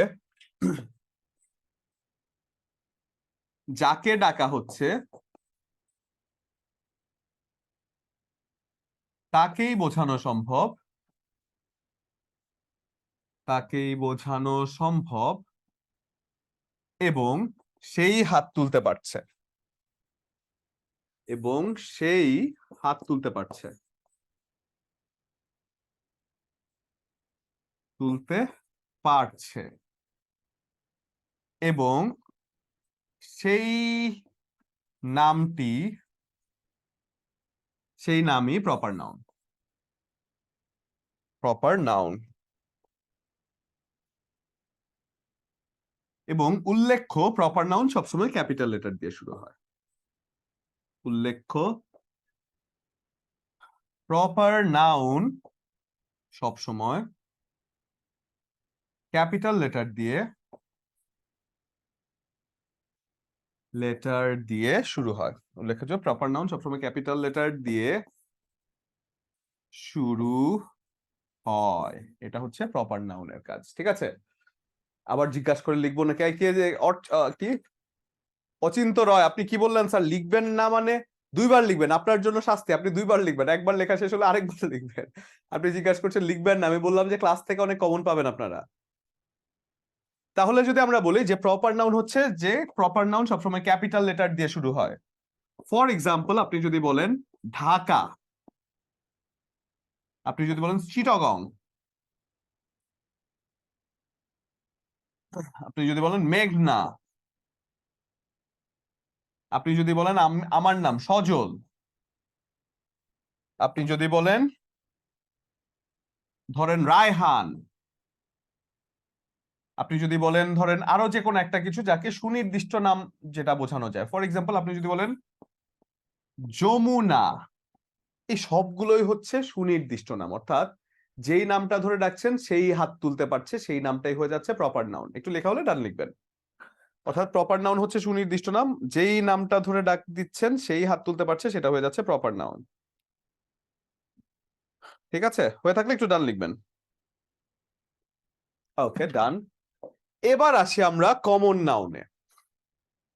কমন নাউন, কমন কি? সাধারণত কমন কথাটা কি বোঝেন আপনি? ধরেন আপনি একটা ঈদের ড্রেস কিনতে গিয়েছেন। ঈদের ড্রেস কিনতে গেলে আপনার যেটা আরেকজনের গায়ে দেখছেন সেটা কি কমন? বলেন না যে এটা কমন, এটা আমি কিনবো না, এটা আরেকজনের পড়তে দেখেছি। কিন্তু আপনার মানে কমন বলতে কি, তার মানে কি একজন একটা জিনিস যেটা অনেকের মধ্যে বিদ্যমান, মানে একটা জিনিস যেটা সবাই মোটামুটি যে কাজটা করে থাকে। মাঝে মধ্যে দেখবেন কিছু একটা জিনিস ভাইরাল হয়ে যায়, কিছু গান টাইপের কিছু জিনিস থাকে বা কিছু আজগবি টাইপের জিনিস থাকে যেগুলো আপনার কানে আপনি না চাইলেও বাজবে। কিছুদিন আগে এরকম একটা জিনিস ছিল যে কাঁচা বাদাম নাকি পাকা বাদাম কি কি যেন করতো। আরে ভাই, মানে একেবারে আপনি না শুনতে চাইলেও আপনাকে জোর করে এসে শোনাবে যে এই জিনিস তুমি শুনতে হবে। তো এই যে জিনিসগুলো আছে, কমন নাই জিনিসটা। তো এই যে কমন জিনিসটা হচ্ছে কি একটা জাতীয় জিনিস, যেটা আসলে সবাই যে কাজটা করে সবার মধ্যে বিদ্যমান, একেবারে গণহারে সবাই করছে। একটা কাজ একটা নাম ধরে ডাক দিচ্ছে, সবাই হাত তুলে বলছে হ্যাঁ আমরাও করবো, আমরাও আছি, আমরাও এই দলে, আমরাও এই দলে। অর্থাৎ এমন নামকে কমন নাউন বলা হয় যে নামটা ধরে একটা নাম ধরে ডাকা দেয়া হবে, একটা নাম ধরে ডাকা হবে। সেই নামটা ধরে একটা জাতি হাত তুলতে পারবে বা একটা গোষ্ঠী হাত তুলে বলতে পারবে যেটা তো আমরা করে থাকি, এটা আমাদের নাম। তার মানে যেই নামটা একটা নাম ধরে ডাকা হচ্ছে, যে নামটা সবার মধ্যে বিদ্যমান বা সেই জাতির মধ্যে বিদ্যমান, বা একটা নাম ধরে ডাকার পরে যদি একটা জাতি হাত তুলতে পারে, বা একটা নাম ধরে ডাকার পরে যদি অনেক মানুষ হাত তুলতে পারে এবং সেখানে যদি কনফিউশন ক্রিয়েট হয়, এই টেকনিকে চলে আসছে। এই জায়গার টেকনিক হচ্ছে কনফিউশন। যে একটা নাম ধরে ডাক দিচ্ছেন, অনেকে হাত তুলতে পারছে এবং এই জায়গায় কনফিউশন তৈরি হয়, কমন কনফিউশন। একটা নাম ধরে ডাক দিচ্ছেন, অনেকে হাত তুলতে পারছে, আপনার কনফিউশন মনে হচ্ছে যে আসলে কাকে আপনি দিতে পারেন এই নামটা, তাহলে সেটা হয়ে যাচ্ছে একটা কমন নাউন। ফর এক্সাম্পল, ধরেন আমি, আমাদের ক্লাসে 381 জন পার্টিসিপেন্ট যারা আছেন মাসাল্লাহ, তো এই 381 জন পার্টিসিপেন্টের মধ্যে আমি একজন মানুষের কথা বলছি যে নারী। এখন আমাদের ক্লাসে যদি আমি নারী বলি তাহলে কে কে হাত তুলতে পারবেন? আমাদের ক্লাসে যদি নারী বলেন, আমি নিঃসন্দেহে শিওর শারমিন হাত তুলতে পারবেন, গোলাপি হাত তুলতে পারবেন, রুমা রানী হাত তুলতে পারবেন, জাকিয়া মাহমুদ হাত তুলতে পারবেন, তারপর আরো কারণ নারী আছেন যে তানিয়া খাতুন হাত তুলতে পারবেন, তারপরে কি আসমা খাতুন হাত তুলতে পারবেন, রুমি হাত তুলতে পারবেন। সবাই কনফিউজড হয়ে যাবেন না যে স্যার আসলে কাকে বললো? নারী তো নিশ্চয়ই আমরা সবাই নারী, তাহলে আমরা সবাই নারী, আমরা সবাই হাত তুলতে পারবো। আবার আমি ধরেন আমি বলছি পুরুষ, এখন পুরুষের নাম বললে হামিদুর রহমান যেমন হাত তুলতে পারবে, পুরুষের নাম বললে আমাদের ক্লাসের স্যাম হাত তুলতে পারবে, আমাদের ক্লাসের সরকার আনোয়ার, সরি আনোয়ারা সরকার না, আনোয়ার সরকার হলে হাত তুলতে পারতেন, আনোয়ারা সরকার তো নারী জাতিতে পড়ে যায়। তারপর আমি যদি বলি পারভেজ মোল্লা, তিনিও হাত তুলতে পারবেন, শাকিল হোসাইন হাত তুলতে পারবেন। অর্থাৎ একটা নাম ধরে আমি ডাকছি, আমি শুধু পুরুষ কথাটা বলে ডাকছি, সবাই হাত তুলে বলতে পারছে যে স্যার এটা আমার নাম। তার মানে কি একটা নাম ধরে ডাকবো, সেই জায়গায় অনেকে হাত তুলতে পারবে, অনেকের মধ্যে কনফিউশন ক্রিয়েট করতে পারবে, সেই নামটা হচ্ছে কমন নাউন। জি সুজন চন্দ্র, আপনার নামটাও পড়ে দিলাম। তাহলে এইবার যদি আমরা বলি common noun, common noun, common noun, যে নামটি ধরে ডাকলে, যে নামটি ধরে ডাকলে অনেকে হাত তুলতে পারবে, পারবে এবং confusion, confusion which is the keyword over here, অনেকে হাত তুলে একটা কনফিউশনের মধ্যে পড়ে যাবে, কনফিউশন তৈরি হবে, সেটি হয়ে যাচ্ছে কমন নাউন, সেটি কমন নাউন। ফর এক্সাম্পল, আপনি যদি বলেন boy, girl, player, river, boy girl পর্যন্ত যে আপনারা খুব সহজে মেনে নিতে পারছেন যে কমন নাউন, আমি জানি প্লেয়ারের কথাটার সময় আপনার কাছে একটু মনের মধ্যে কেমন জানি আনচান আনচান লাগছে না যে স্যার প্লেয়ার, প্লেয়ার আমরা বয় গার্ল বললাম, প্লেয়ারটা কেন কমন নাউন হলো? আসেন, এটা আপনারা যে কি কি কোয়েশ্চেন করতে পারেন সেটা আমি জানি, তো সেই জন্য আপনাদের কোয়েশ্চেনের অ্যান্সার আমার কাছে রেডি আছে। আপনি যখন প্লেয়ার বলছেন, আপনি কি সাকিব আল হাসানের নাম বলছেন? নিশ্চয়ই না। আপনি কি মাহমুদুল্লাহ রিয়াদের নাম বলছেন? নিশ্চয়ই না। আপনি কি কোনো মানে লিওনেল মেসির নাম বলছেন? নিশ্চয়ই না। আপনি এমন একটা নাম বলছেন যে একটা সাধারণ নাম, যে নামটা একটা কনফিউশন তৈরি করতে পারে। এখন যদি আপনি প্লেয়ার শুধু প্লেয়ার বলেন, তাহলে আমাদের বাংলাদেশের সাকিব আল হাসান যেমন হাত তুলতে পারবে, প্লেয়ারের নামটা কি মেসি হাত তুলতে পারবে না? সাকিব আল হাসানই শুধু খেলে, মেসি খেলে না, ভিন্ন জিনিস খেলে, কিন্তু তারা তো প্লেয়ার। অর্থাৎ তাদের জাতিগত পরিচয় হচ্ছে প্লেয়ার। এমন একটা নাম যে নামটার পরিচয়ে অনেক মানুষ অনেকে হাত তুলতে পারে। এখন প্লেয়ার নামে যদি আপনি ডাক দেন, সাকিব আল হাসান হাত তুলতে পারবে, মাহমুদুল্লাহ রিয়াদ হাত তুলতে পারবে, মেসি হাত তুলতে পারবে, রোনালদো হাত তুলতে পারবে, রজার ফেদেরার যিনি টেনিস খেলেন তিনি হাত তুলতে পারবেন, নিয়াজ মোর্শেদ হাত তুলতে পারবেন। স্যার আপনি কি মিসের ফ্যান? কোন মিসের? না মিস না, মেসি স্পেলিং কি করেছেন? মেসি না তো, মেসি। মেসি না, আমি মেসির ফ্যান না, আমি ক্রিস্টিয়ানো রোনালদোর ফ্যান। হি ইজ ভেরি, মানে থাকে না, মেসি ভালো লাগে আমার কাছে, কিন্তু ওই রকম ফ্যান না। আমি ক্রিস্টিয়ানো রোনালদোকে আমার ভালো লাগে বেশি, মানে ওনার পার্সোনালিটি আমার কাছে ভালো লাগে। উনি অনেক, মানে আপনার অনেক ওয়াইড মাইন্ডেড মানুষ। তাহলে আমি যদি বলি প্লেয়ার নামটা যদি আপনি বলেন, প্লেয়ার নাম ধরে আপনি মেসিকেও বলতে পারবেন, রোনালদোকেও বলতে পারবেন, দুনিয়ার সব প্লেয়ারকে আপনি বলতে পারবেন। সেক্ষেত্রে যে দাবা খেলে সেও তো প্লেয়ার, সেও তো হাত তুলতে পারবে যে প্লেয়ার আমার নামে ডাকা হচ্ছে। তাহলে গেল প্লেয়ার ও কমন নাউন, অর্থাৎ একটা নাম ধরে ডাকছেন, দুনিয়ার অনেকে হাত তুলতে পারছে। এরপরে যদি বলেন আপনি রিভার, রিভার তাহলে কোন নাউন হয়? দেখেন তো, রিভার কথাটা বলে যদি আপনি ডাক দেন, পদ্মা নদী হাত তুলতে পারবে, মেঘনা নদী হাত তুলতে পারবে, যমুনা নদী হাত তুলতে পারবে, ব্রহ্মপুত্র নদী হাত তুলতে পারবে, চীনের ইয়াংসিকিয়াং নদী হাত তুলতে পারবে, দজলা ফোরাত বা টাইগ্রিস ইউফ্রেটিস নদী যা আছে ইরাক ইরানের মধ্যে সেটা হাত তুলতে পারবে। নদী বলে ডাক ডাক দিলে আপনি মারে ডার্লিং নদী যেটা কিনা অস্ট্রেলিয়াতে আছে সেটা হাত তুলতে পারবে। নদী বলে ডাক দিলে আপনার আশেপাশে যে ছোটখাটো নালা আছে সেটাও বলতে পারে যে আমিও তো নদীর সমপর্যায়ের, নোয়াখালী যেমন বিভাগ চায় মানুষ, সেও নদীকে এরকম চাবে যে আমাকে নদীর একটা স্বীকৃতি দেয়া হোক। মানে এই নদীর যে ইয়েটা আছে, নদীর যে নামটা আছে, সেই নদীর নামটা দিয়ে যেহেতু পুরো মানে নদীর মধ্যে কনফিউশন তৈরি হয়, তাহলে সেটা একটা কমন নাউন হয়ে যায়। তাহলে যদি আমরা বলি বয় গার্ল এবং প্লেয়ার রিভার, এই জাতীয় নাউন গুলো হয়ে যাচ্ছে এক একটা কমন নাউন। এই জিনিসটা আমরা আশা করছি লিখেছি। এবার আসি আমরা কালেকটিভ নাউনে। আপনারা অনেক কোয়েশ্চেন করছেন, অনেকে অনেক কিছু জিজ্ঞাসা করছেন, স্পেসিফিক জিনিস আমি দেখতে পাচ্ছি, বাট আমার ক্লাসটা শেষ হলে আপনাদের কারো কোনো কনফিউশন থাকবে না। আমি যখন ক্লাসটা শেষ করবো, আপনারা যে কোয়েশ্চেন গুলো করছেন সেটা আগে থেকে, ঠিক আছে, আগে থেকে ইয়ে করেছেন, আগে থেকে আপনি বলেছেন নদী কিভাবে হাত তুলতে পারে, মেহেদী হাসান ওই কল্পনার একটা হাত আমরা ধরে নিয়েছিলাম যে নদী হাত তুলতে পারে, মানে থাকে না যে ঢাকা শহর হাত তুলতে পারে, সেটা হচ্ছে টেকনিকের কথা বলছিলাম, ঠিক আছে। এখন অনেকে যেটা বলছেন যে অনেকে স্পেসিফিক কোন একটা শব্দ ধরে বলছেন যে স্যার এটা কোন নাউন হবে, এই জিনিসটা আপনি নিজেই নাউনের যে ব্যাপারটা আছে পুরোটা শেষ হলে আপনি নিজে পারবেন, ট্রাস্ট মি, এই জিনিসটা আপনি নিজেই অ্যানালাইসিস করে বের করতে পারবেন। সেজন্য আগে আমরা শেষ করি, ঠিক আছে। তাহলে কমন নাউনের কিওয়ার্ড ছিল কি? কনফিউশন। একটা নাম ধরে ডাকবো, অনেকে হাত তুলতে পারবে। কালেকটিভ নাউনের কিওয়ার্ড বা টেকনিক হচ্ছে কি? এখানে একটা দলকে বোঝাবে। কালেকটিভ নাউনের কিওয়ার্ড হচ্ছে একটা দলকে বোঝাবে। এখানে আপনি বলবেন যে স্যার কমন নাউন হলো নাকি কালেকটিভ নাউন হলো, কিভাবে কিভাবে আমি মানে কমন নাউন ধরতে পারি, কিভাবে কালেকটিভ নাউন ধরতে পারি, এটা নিয়ে আপনাদের মনে কনফিউশন হতে পারে। এই জন্য আমি বলবো কমন নাউন হচ্ছে সাধারণত সেই নাউন যেটা কিনা একটা নাম ধরে অনেকের মধ্যে কনফিউশন হবে, অনেকে হাত তুলতে পারবে। কিন্তু কালেকটিভ নাউন হচ্ছে সেই নামটা যে নামটা একটা নাম ধরে ডাকছেন একটা দলের কথা, আপনার সবার আগে একটা দলের কথা মাথায় আসছে। আপনি যদি এই কালেকটিভ নাউনের নামটা ধরে ডাকবেন, আপনার মাথায় আসবে যে এরা একসাথে দলবদ্ধ হয়ে চলে। অর্থাৎ কালেকটিভ নাউনের কথা মাথায় আসলে আপনার সবার আগে মাথায় আসবে যে এরা একটা দলভুক্ত হয়ে একত্রে চলে, এরাই হচ্ছে কালেকটিভ নাউন। প্রমাণ দেখবেন, আসেন দেখি। ক্রাউড মানে কি? বলা হয় না যে ওইখানে অনেক ক্রাউড, ক্রাউড মানে কি? একটা দল, জনতার দল, অনেকগুলো। ক্রাউড তো আর একজনে হয় না, অনেকগুলো মানুষ একত্রে মিলে দাঁড়িয়ে আছে, বা অনেকগুলো মানুষ একত্রে কোনো একটা কাজ করছে, ক্রাউড। আপনি যদি বলেন আর্মি, আর্মি কি একটা দল না? এখন আপনি বলবেন যে স্যার আর্মি কি?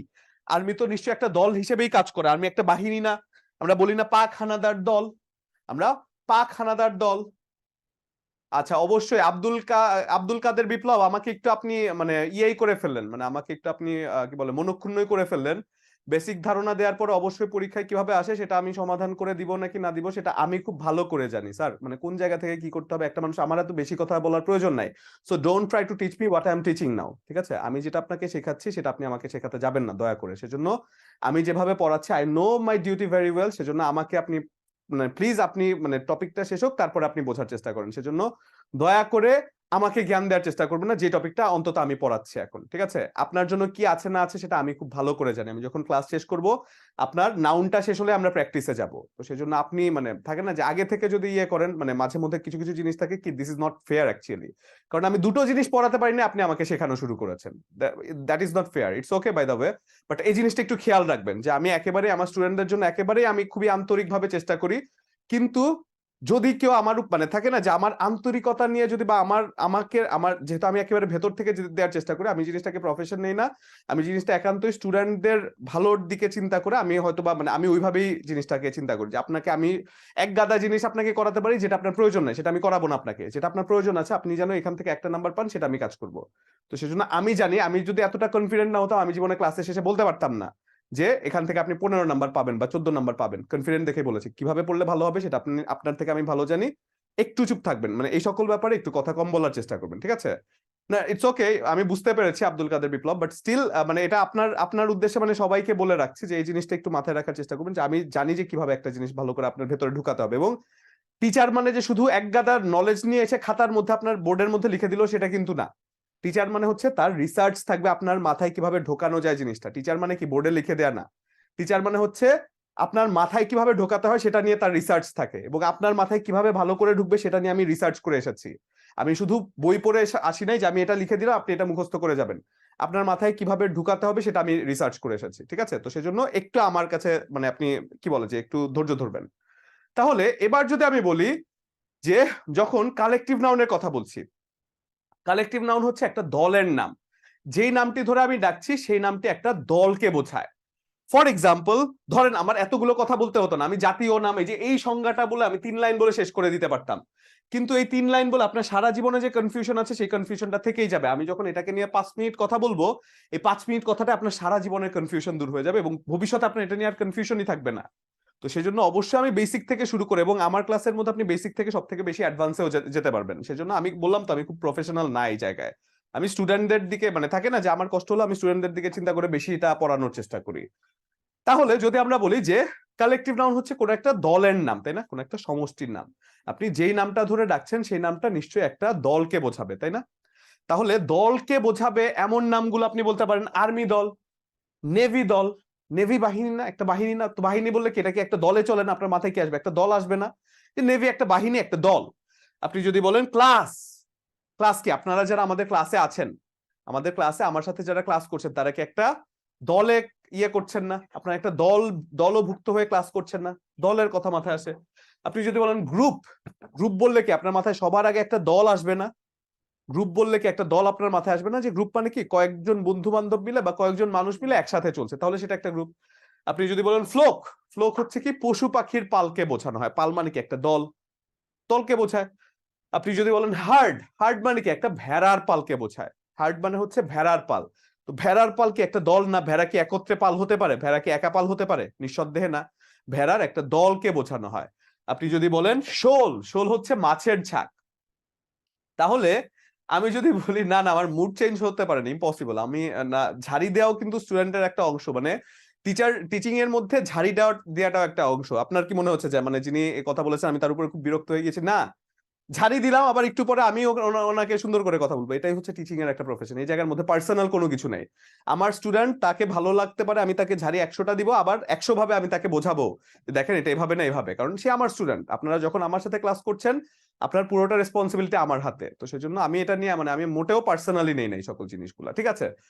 তাহলে আমি যদি বলি শোল, শোল অর্থটা কি মাছের ঝাঁক। তো ঝাঁকটা কি একটা মাছে হয় নাকি একটা দলে হয়? নিঃসন্দেহে একটা দলকে বোঝায়। শোল মানে হচ্ছে একটা মাছের ঝাঁক, মাছ একসাথে অনেকগুলো মাছ চলে।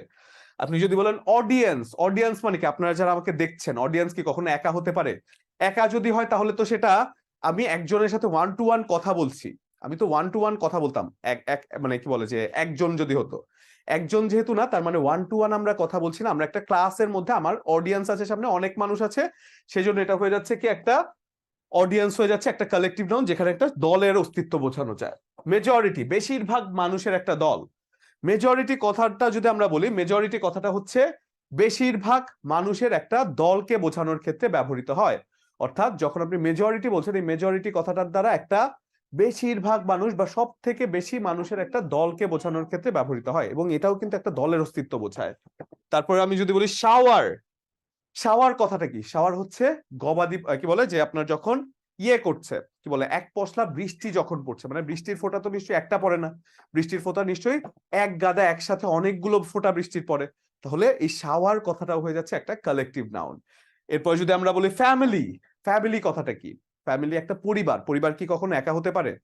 নিশ্চয়ই পরিবার একা হতে পারে না। পরিবার মানে একটা দল, আপনারা 4-5 জন 6 জন 7 জন যারাই মিলে থাকেন না কেন একটা দল হিসেবে কিন্তু কাজ করেন। তাহলে ফ্যামিলিটাও হয়ে যাচ্ছে একটা দল, অর্থাৎ যেই নামগুলোর দ্বারা একটা দলের অস্তিত্ব বোঝায় সেটা হচ্ছে কালেকটিভ নাউন। তাহলে এই জায়গার কিওয়ার্ডটা লিখে নেই যে কালেকটিভ নাউন কি হবে।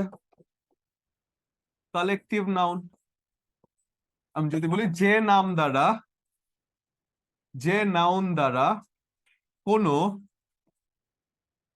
একটি দলের অস্তিত্ব বোঝায়, একটি দলের অস্তিত্ব বোঝায়,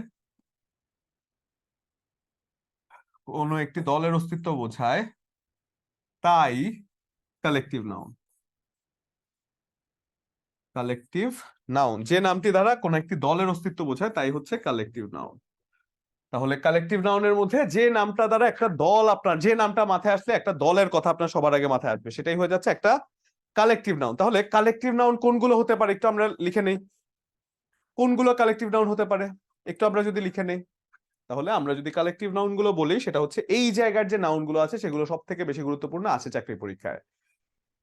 সেটা হচ্ছে crowd, navy, army, class, group, flock, hard, শোল, অডিয়েন্স, মেজরিটি, শাওয়ার এবং ফ্যামিলি। যে নামগুলো সচরাচর চাকরি পরীক্ষা আসে এই নামগুলো হয়ে যাচ্ছে কালেকটিভ নাউন, এবং যে নামগুলো দ্বারা একটা দলকে বোঝানো হয়। ঠিক আছে, এই পানি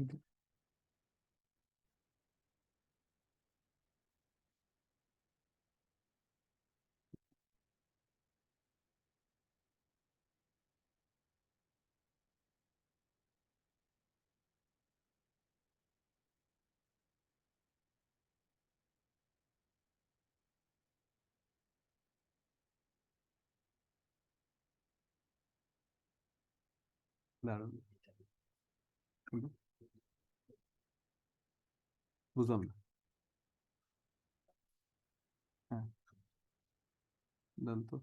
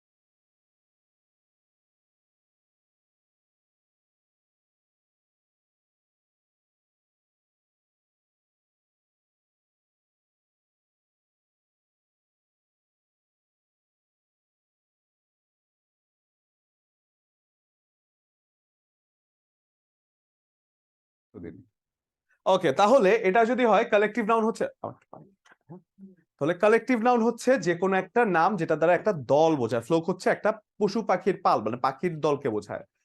তাহলে এবার যদি আমরা বলি কালেকটিভ নাউন হচ্ছে কোন একটা সমষ্টিবাচক নাম যে জায়গার মধ্যে একটা দলকে বোঝানো যায়। তাহলে কালেকটিভ নাউন এবং কমন নাউনের পার্থক্য হচ্ছে কালেকটিভ নাউন দ্বারা একটা দলকে বোঝায়, কমন নাউন দ্বারা একটা জাতিকে বোঝায়। এই হচ্ছে বেসিক পার্থক্য। কমন নাউন হচ্ছে একটা জাতি বা একটা নামে অনেকে হাত তুলতে পারবে, কালেকটিভ নাউন হচ্ছে সেই নামটা আপনার মাথায় আসলেই সবার প্রথমে একটা দলের কথা মাথায় আসবে। শাওয়ার হচ্ছে মানে বৃষ্টি, এক পশলা বৃষ্টির পানি, একসাথে অনেকগুলো বৃষ্টির ফোঁটা পড়ে না, সেটা হচ্ছে শাওয়ার। তাহলে আমি যদি বলি এটা হয়ে যায় কালেকটিভ নাউন। এবার আসি আমরা ম্যাটেরিয়াল নাউন। ম্যাটেরিয়াল কথাটার অর্থ কি? আমরা ম্যাটেরিয়াল কথাটার অর্থ কিন্তু জানি।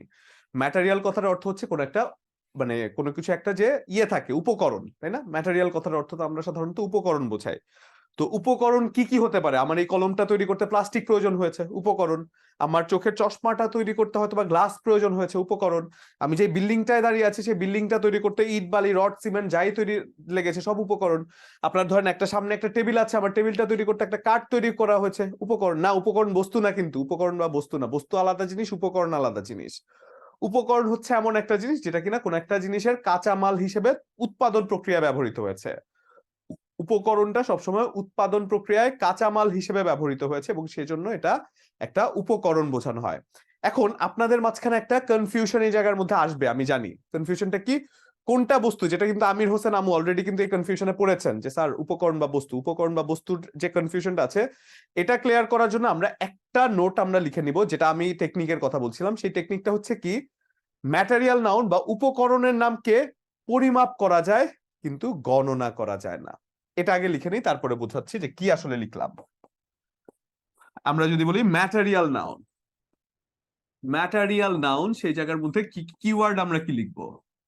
আমরা কিওয়ার্ড লিখবো ম্যাটেরিয়াল নাউনকে, ম্যাটেরিয়াল নাউনকে পরিমাপ করা যায়, পরিমাপ করা যায়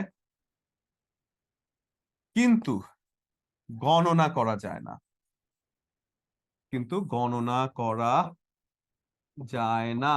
ম্যাটেরিয়াল নাউন হচ্ছে সেই নাউন যে নামটা পরিমাপ করতে পারেন কিন্তু গণনা করতে পারেন না। ফর এক্সাম্পল, কোন নামগুলো আপনি পরিমাপ করতে পারেন? এখন আপনার কাছে নিশ্চয়ই মনে হচ্ছে যে এটা আবার কেমন কথা, যে পরিমাপ করা যায় কিন্তু গণনা করা যায় না। খুব স্বাভাবিক, এটা আপনার মনে হতেই পারে যে পরিমাপ করা যায় না, গণনা করা যায়, এই জিনিসটা আবার কি? এই জিনিসটা হচ্ছে এমন জিনিস, এটার অ্যান্সার আপনারাই দিবেন। সেটা কি জানেন? ধরেন আমি বলছি 1 কেজি, 2 কেজি, 3 কেজি এবং 1 2 3, কোনটা গুনছেন কোনটা পরিমাপ করছেন বলেন তো একটু আমাকে। কোনটা গুনছেন কোনটা পরিমাপ করছেন? 1 কেজি, 2 কেজি, 3 কেজি, নাকি 1 2 3?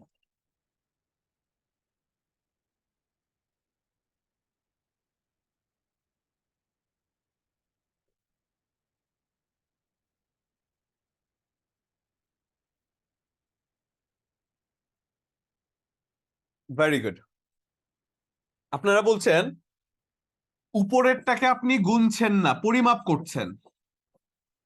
উপরেরটাকে আপনি পরিমাপ করছেন এবং নিচেরটাকে কি করছেন? গুনছেন, তাই না?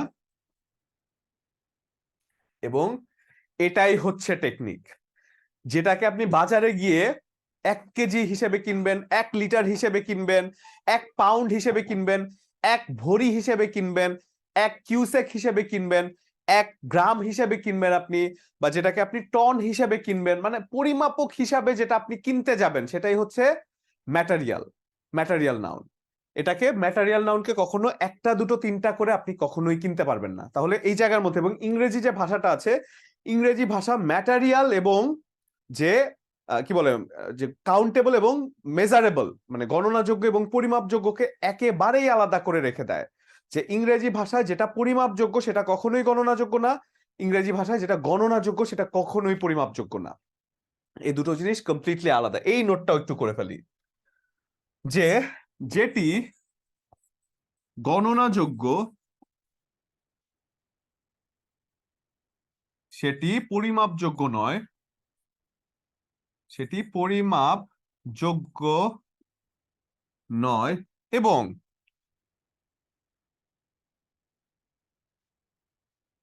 যেটি পরিমাপযোগ্য সেটি গণনাযোগ্য নয়, গণনাযোগ্য নয়। এটা দিয়ে কি বোঝালাম? অর্থাৎ এই দুটোকে মেলানো যাবে না। আপনি যেটাকে পরিমাপ করে কিনছেন সেটাকে কখনোই গুণে কিনছেন না, পরিমাপ করে কিনছেন। এবং ইংরেজি ভাষাটা পরিমাপ এবং গণনার ক্ষেত্রে কমপ্লিটলি ব্লাইন্ড অ্যাপ্রোচ মানে ফলো করে। যেটাকে পরিমাপ করতে পারেন সেটাকে কখনো গণনা করতে পারবেন না, যেটাকে গণনা করতে পারবেন সেটাকে কখনোই পরিমাপ করতে পারবেন না। এটা হচ্ছে গণনাযোগ্য এবং পরিমাপযোগ্যর জায়গাটা। গণনাযোগ্য, ফর এক্সাম্পল, আপনি যদি এখানে বলেন যে আপনি 1 কেজি আলু কিনছেন, 1 কেজি আলু কিনছেন, এটা কি পরিমাপ করছেন না? পরিমাপ করছেন 1 কেজি আলু, নিশ্চয়ই পরিমাপ করে কিনছেন। 1 কেজি, কেজির পরিমাপে কিনছেন, এটা তাহলে ম্যাটেরিয়াল নাউন।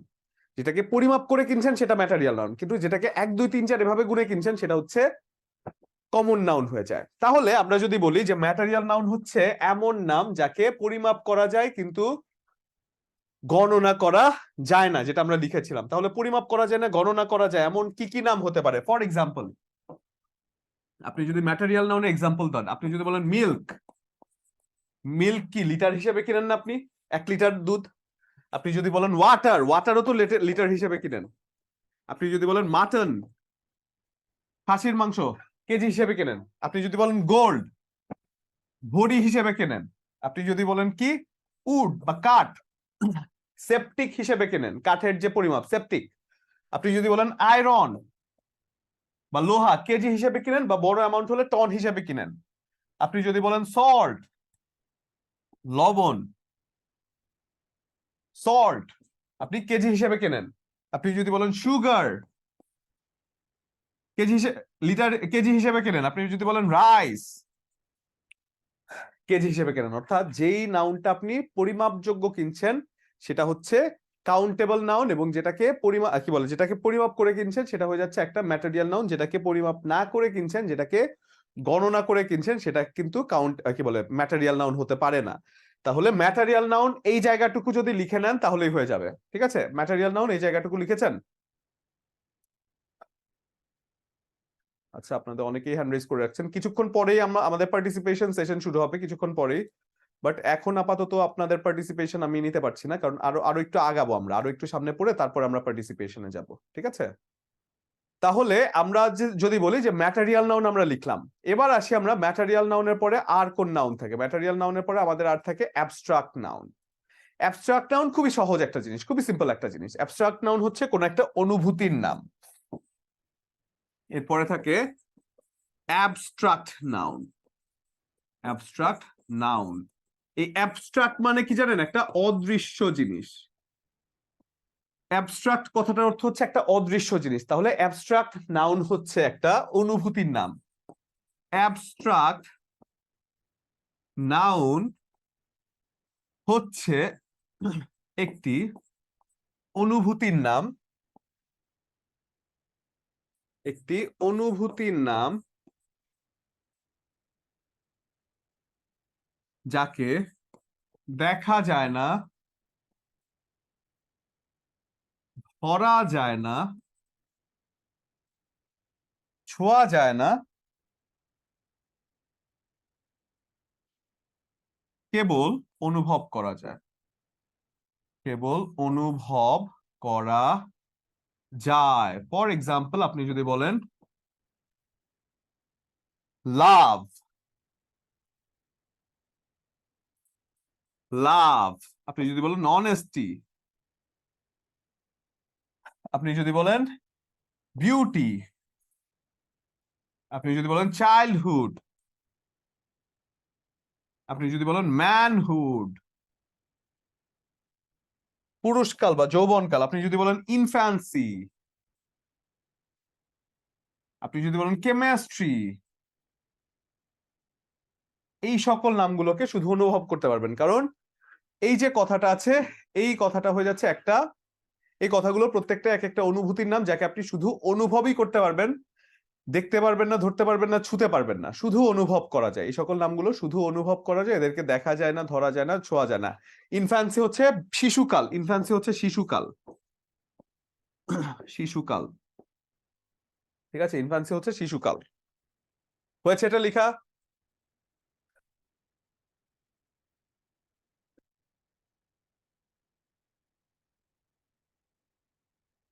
লিখতে পারেন না? আচ্ছা, একটু সময় দিচ্ছি।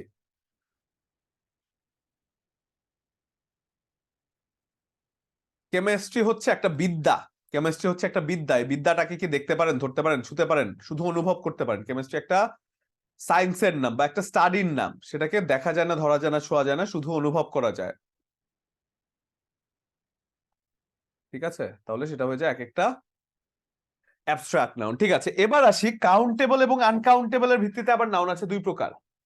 কাউন্টেবল এবং আনকাউন্টেবল, আমরা যে নাউন গুলো পড়েছি সেগুলোর কাউন্টেবল আনকাউন্টেবল এর মধ্যে আছে নাউন হচ্ছে দুই প্রকার। একটা হচ্ছে কি কাউন্টেবল নাউন, কাউন্টেবল নাউন, এবং একটা হচ্ছে আনকাউন্টেবল নাউন। আনকাউন্টেবল নাউন, সেক্ষেত্রে কাউন্টেবল নাউন আপনি যদি বলেন। প্রপার নাউন আমাদের ক্লাসে যে ধরেন সবার লাস্টে কমেন্ট করেছেন হচ্ছে শিউলি, সীমা। সীমা সীমা একটা কাউন্ট মানে প্রপার নাউন, তাহলে প্রপার নাউন সীমাকে আমি গুনলাম, তার আগে আমি মারিয়ামকে গুনলাম, আফরিন আরাকে গুনলাম, মনিকে গুনলাম, 4 জন মানুষকে আমি গুনলাম, আমার সহ নাম আমি যদি বলি 5 জন মানুষকে গুনলাম, তার মানে প্রত্যেকটা প্রপার নাউন হচ্ছে কাউন্টেবল নাউন। তাহলে আমি যদি বলি কাউন্টেবল বা গণনাযোগ্য নাউন হচ্ছে প্রপার নাউন, প্রপার নাউন হচ্ছে কাউন্টেবল নাউন। আমি যদি বলি আমাদের ক্লাসে যারা ছেলেরা আছেন তারা একদল, যারা মেয়েরা